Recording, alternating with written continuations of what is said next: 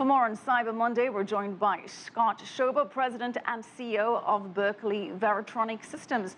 Scott, thanks for taking time away from your shopping today and joining us. Thanks for having me again. Sure. We're pulling you away from your mobile and getting into those sales. Right, yes. So, Scott, we're seeing reports that Cyber Monday is on track to be the biggest shopping day.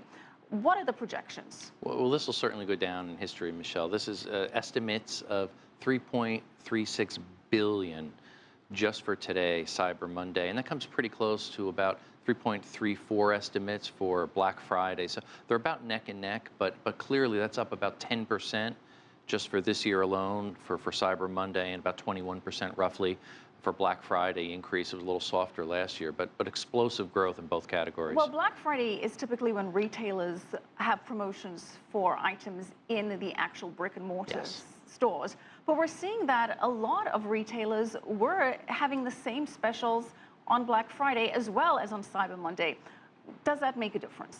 Yeah, it does. You make a brilliant point, and that's what's really changing dramatically. The way the shopping season is, it's not just within a certain set number of hours or particular day. This is really expanding. So there's certain retailers, Target and Walmart, in fact, they both offered the Cyber Monday specials early as Black Friday. So it really extended it over the long holiday shopping weekend so people can get those same savings, which just drew more and more people into the brick and mortar stores as well as online. And that trend will probably continue as this shopping extends as far as the buy cycle. Well, you know, Scott, I was getting a lot of notifications on my cell phone about items that I may have been interested in, with that very, very sometimes scary how much they know what I'd be interested in. And I was doing a lot of transactions on my mobile phone. Are we seeing a big push towards that as opposed to on PCs? Yeah, good point. In fact, it's shifting. About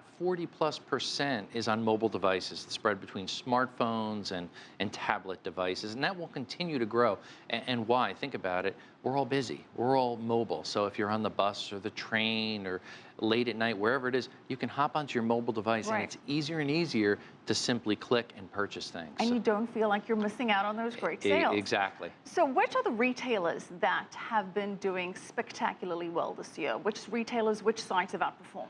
Well, certainly Amazon. Amazon is really the gorilla here. They have spent billions and billions of dollars on their e-commerce site, and they've done very well. There's over 75,000 items on sale today alone just on Amazon's site. So very, very attractive for consumers, especially those with Prime account, because they want the free shipping and these special deals.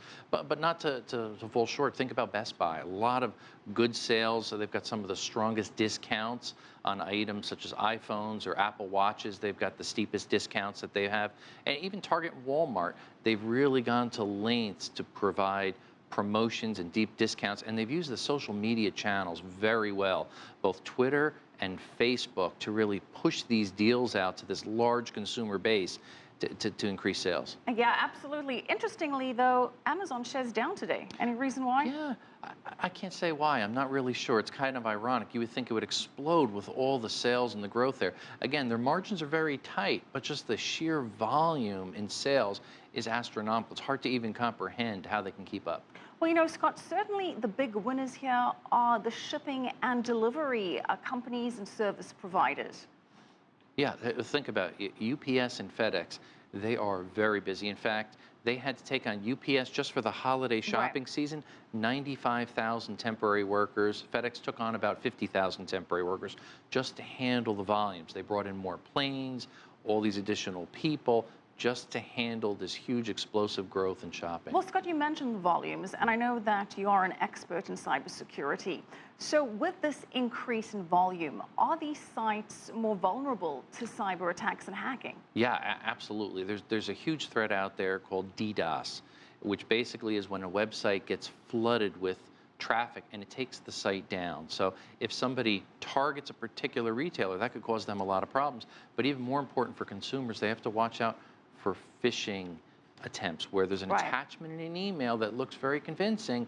If you click on it, it could download malware and cause all kinds of havoc. So be very careful what you click on when you're getting all of these troves of emails. Yeah, absolutely, some tempting emails. All right, you have a few hours left of shopping. So we'll thank you and leave it there. Yes, thank you. Thanks so much, Scott Schober, President and CEO of Berkeley Varitronics Systems.